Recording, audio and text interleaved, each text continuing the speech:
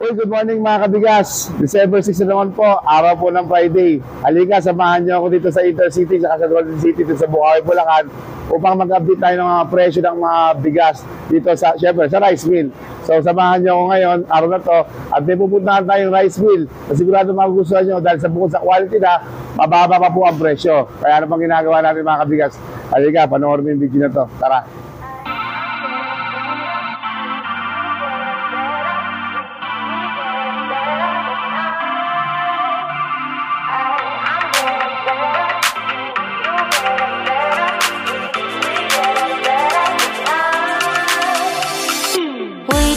To keep it rolling, there's no time to be wasting. I'd just rather move it along. Couple feet but in different. Ayan mga kabigas, first drop natin dito sa Tambo. Siyempre, yung favorite natin si Paring Aisa. Yun. Hello. Hello, good morning. Good morning. Good morning ba? Oh, morning pa rin naman. Long time no siya. Pero siyempre, si Aisa, ito ang ano natin to. Yung alam mo yung mga bigas na binibenta niya dito, sarili niyong hakot, di ba? Opo. Yung iba sariling tanim. So, eto saan galing to? Pampanga po. Pampanga. So, meron tayo dito. Puro pang mababa to. Pampanga lang kasi malapit lang. Sarili naman nila yung hakot. Wala silang binabayaran. And, pang mababa talaga. Ito, tuloy ito. Ito ay Jasmine Orange. So, 25 kilos to mga kabigas. Ito po ang itsura niya. Ayan, papakita natin. Pang mababa lang mga kabigas. Don't expect masyado. Ayan. Yan. Okay mga kabigas. So, okay naman yung bigas niya. Medyo maputi. Kung mapapansin nyo sa ating video, meron kayong minsan napapansin ng mga kulay orange. Ito, diba? Ganyan. Ay, orange ba? Yung medyo madilaw. Kung tawagin po yan mga kabigas, slide. So, kumbaga medyo delay ba ang bilad ito? No? Kasi nga po, nagtatag-ulan, nagbabagyo. So, medyo nade-delay po ang bilad. Pero ngayon po, tuyo na po ito dahil naibilad to sun-dry. No? Opo, sun-dry. Ibilad na po ito sa araw. Nagkaroon na ng konting bahid-bahid po, kumbaga. Pero po, consumable pa rin po ito mga kabigas. Nakakain pa rin po ito. At ang maganda dito, mababa ang presyo nito. So at Boss Aisa, magkano tong ating Jasmine Orange natin na to? 870 po. O di ba, napakababa mga kabigas. 870 pesos. So ito, Boss Aisa, paano ba pag sinaing to? Ano ba to? Matigas ba? Malambot ba? Buhagag ba? Paano ba itong bigas na ito pag sinaing? May pagkabuhagag po ng konti. May pagkabuhagag do. Ibig sabihin, mas masarap ito kung isasangag mo. Opo, mas masarap. Di mas maganda ito sa mga parisan. Opo. Yun, mga kabigas ito, kung may negosyo kayo, ng mga kainan, lalo't magsisinangag kayo, yung mga pares-pares dyan, mga tapsihan. Ito, bagay na bagay po. Hindi na po kayo mahihirapan kasi po, for 25 kilos, ang presyo niya 870 pesos. O makakamura na kayo kaysa bumili po kayo ng mga halagang bigas na nagawa 1,200. Ito 870, malaking katipiran para sa ating negosyo, lalo kung maraming kukunin yung mga kabigas. So 870 para sa ating Jasmine Orange po. Pang mababa po, from Pampanga yan mga kabigas. Next stop mga kabigas, meron naman tayo ditong buhok pandan. Yan ang sako niya, premium rice. So, nabibili naman po kasi yung mga sako natin dito sa mga ating sa labas. Meron tayong mga dalawang kooperatiba dyan. Yung mga millers natin na gumigiling dito, pwedeng bumili ng mga ready-made na sako or may mga millers naman tayo na nagko-customize. So, base naman dito sa ating sako na to, ito yung nabibili na sako sa kooperatiba sa bilihan ng mga sako dyan sa labas sa Intercity. So, ito, Boss Aisa, ito, pang mababa ito uli, no? Apo. So, pero ang quality niya naman, is titignan natin mga kabigas, ayan, no? Ayan. Mas buo siya, ayan, no? Mas buo. Kasi po, mga kabigas, ito po ay long pin. So, ang variety po, ang long pin niya po, ang pagkalong niya is yung 436, yung medyo malilit ang butil. Hindi po ito yung long pin po na tulad po ng 937, mga kabigas na nakakabablago nung nakakaraan na malalaki yung binutil, tsaka busog na busog. Ito naman po, 436 po ang variety niya, maliliit po ito na payat. Pero long pin pa rin po siya mga kabigas, pabili pa rin po siya ng long pin. So, ang case naman ito is ganoon din po. From Pampanga rin po ito mga kabigas. Medyo na-delay lang po sa bilad. Pero tuyo siya. Ano ba moisture content ito, Boss Aisa? Malambot po kahit pumabaha. Yung moisture content, nung siyempre, bago natin gilingin, ini-MC natin mga 13.5, ano? Yun. Mga tuyo-tuyo na po yung mga kabigas. 13.5 ang MC niya, ang moisture content niya. So, ito, maputi naman siya. may mga bahagya-bahagya lang na ibang mga binuti na nagdilaw. So, yun lang naman ang nagiging diferensya niya. Pero, masarap pa rin kainin dahil Commercial po natin. commercial ito. Tsaka yung pag sinain ko to, boss, ano to? Malambot po po kahit Malambot. bahaw. Oh. Malambot kahit bahaw. Hindi siya madaling mapanis. Hindi po madaling mapanis po. O paano naman to isasayang pagka kunyari? Paano ba yung takal ng bigas sa tubig? Anong ano niya, ratio niya? Ano po siya, bawas po siya tubig kasi po bagong ani po. Bagong ani. So, ibig sabihin, kung 2 cup ako ng bigas, mga 1.5 lang ang itutubig ko sa kanya. Opo, boss. So, para hindi siya maging malata. Opo. Okay, mga kabigas. Tandaan niyo po, pag bago po ang bigas, tatanungin niyo muna po sa pagbibilan niyo, babawasan niyo po ng tubig. In case naman po sa laon is mas maraming tubig, Opo. mas maganda. No? Nauso pa nga po yung mga takal-takal sa daliri. Yung mga tansyahan, di ba? So ito, pag-usapan natin. Boss Aiza, magkano ba itong ating 436 natin na buko pandan? 950 po. 950, 950 pesos po. Meron ka ng 436 na buko pandan. Kung ako sa inyo, kung nagustuhan nyo po yung bigas ni Boss Aiza, punta lang po kayo dito sa Tambo Rice Mill at hanapin nyo po siya. Wala lang po kayo makikitang pogi na katulad nyo dito sa Tambo. Yan, siya lang yun. Lahat po ng bigas niya is from Candaba, Pampanga. Yung area po yan, Candaba, San Luis, Arayat, so Mexico, yan, yung mga bukid dyan, yan, pinupuntahan nila. Tsaka yung sila mismo, may bukid din sila mismo dito.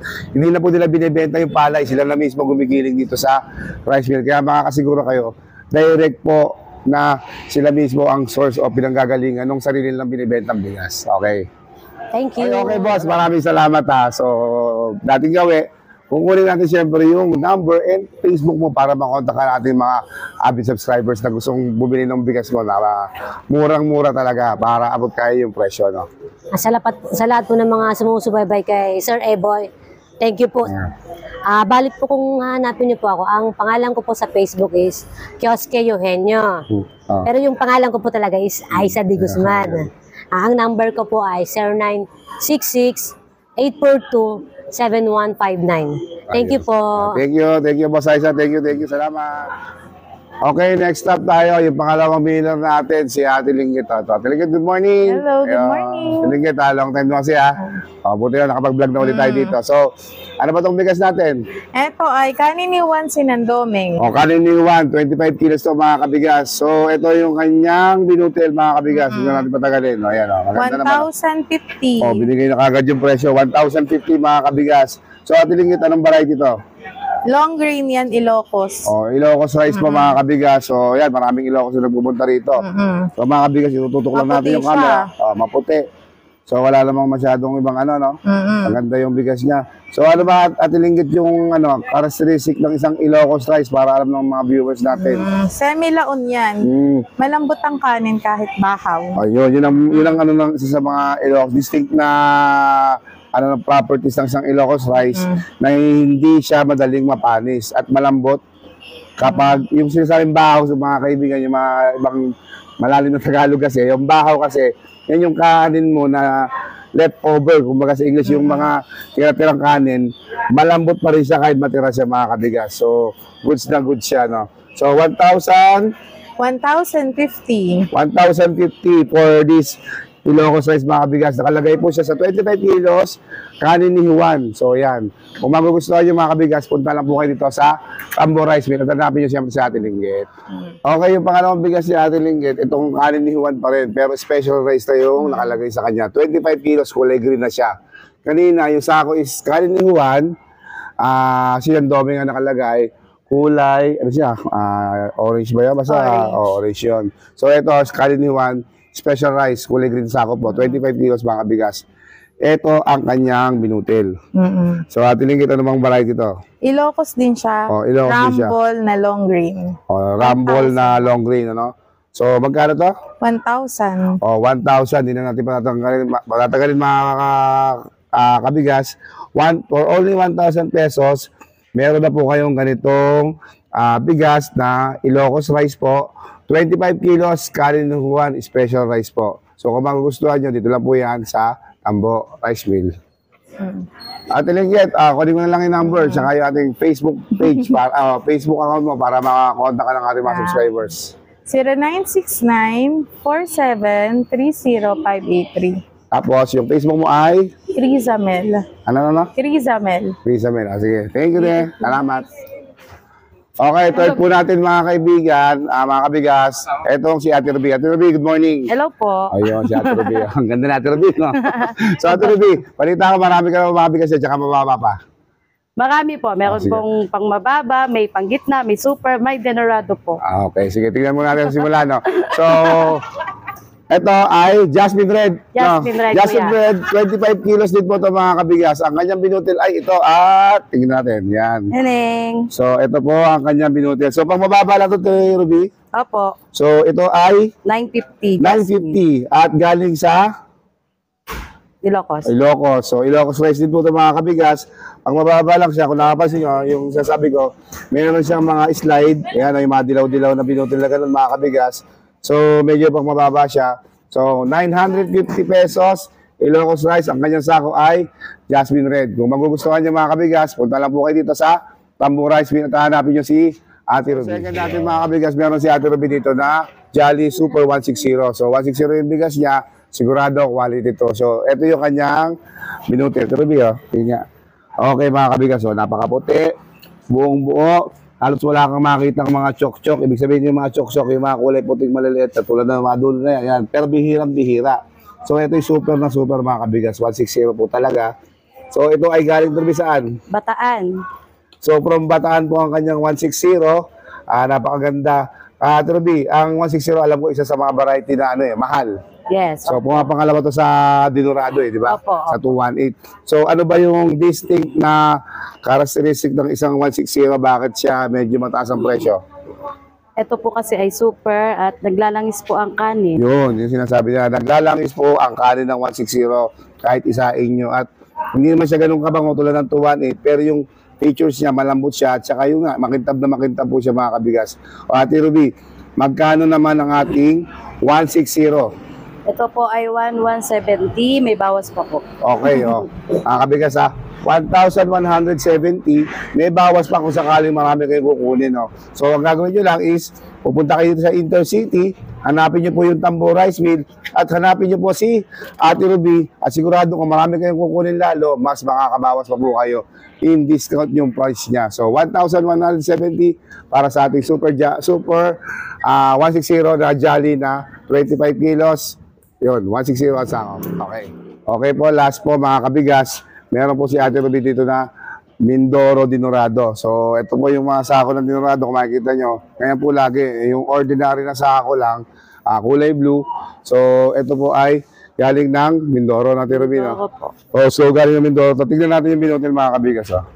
Ito po siya. Okay, puti, Tsaka, amoy na yung, yung bango ng kanyang, ng kanyang binigas. So, Ate Ruby, magkano tong ating Mindoro Dinorado?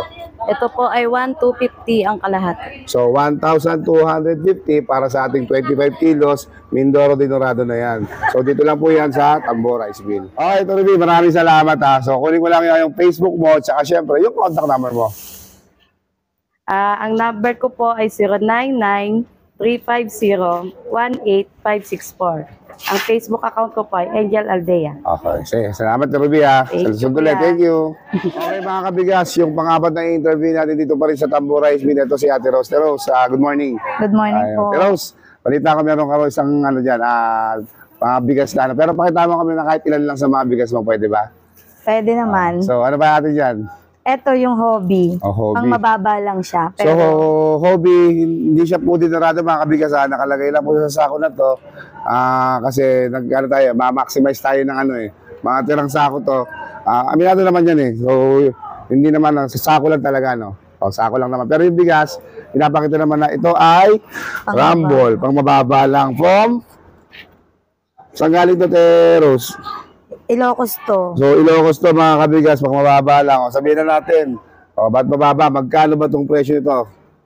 Yung mga ganito, 950. 950, meron ka ng gantong mga bigas. Kanina pa tayo dito. Alam mo, napansin ko, Teros, dito sa Tambo, marami silang pang mababang bigas, So, kaya puntahin kayo dito ng mga buyers. Yes, kaya marami kami mga buyer, lalo na yung mga pangmasa. Oo nga, kala ko nga, ito yung kikukupandan pag umaga sa Tambo, nagkakagulo yung mga buyers dito pag nagkakarga mga kabigas eh. So, kaya kung kayo ay taal na matagal lang pumunta sa Intercity, sigurado alam na alam niyo po itong Tambo Rice Mill. Along the road lang to, main road lang to. So, kung gusto niyo na mababa, punta lang po kayo dito sa Tambo Rice Mill. Hanapin niyo si Ate Rose. Okay mga kabigas, yung pangalawang bigas ni Ate Rose, itong buko pandan, no? Premium rice, ako din to, 25 kilos po yan. Ang kanyang binutil ay, ito po, ayan. Ate Rose, anong variety yan? Ito ano naman to, long grain. Long grain to mga kabigas, 25 kilos po to. Saan ganito, Ate Rose? Biskaya naman to. Diba, Biskaya. Ata nyo mga kabigas, nakakarating dito kahit sa malayong lugar. Pag sa pinag-usapan natin ng bigas, dito po sa Intercity, marami pong ano yan. Iba't ibang klase. Iba't ibang klase. Pwedeng Mindoro, Ilocos, Biskaya, Nueva Ecija, even Isabela, sa Cagayan, mga kabigas, nakakarating dito. Zambales, yan. So, yan, lahat ng mga alam yung sources ng palay, nandito pumupunta po sa Bukawi, Bulacan. So, ito ang ating buko pandan, Rose, magkano? Ito, 1,030. 1,030 lang mga kabigas, mababa na para sa ating long grain from, saan ganito ulit? Biskaya. Nueva Vizcaya. So, 1,030. 1,030 mga kabigas. Kung magugustuhan nyo po, yung ganitong klaseng binutil, hanapin nyo lang po itong sako nyo ni Ate Rose na buko pandan. So, dito lang sa Tambo Rice Mill, hanapin nyo si Ate Rose. Ate Rose, thank you ha. So, dating gawin, kunin ko lang yung number mo, tsaka syempre yung Facebook mo. Okay po, 0933-8101-901. Ang Facebook ko naman is Jerose Bilyakan. Search nyo ako Thank you, Ate Rose. Salamat Thank you. Thank you.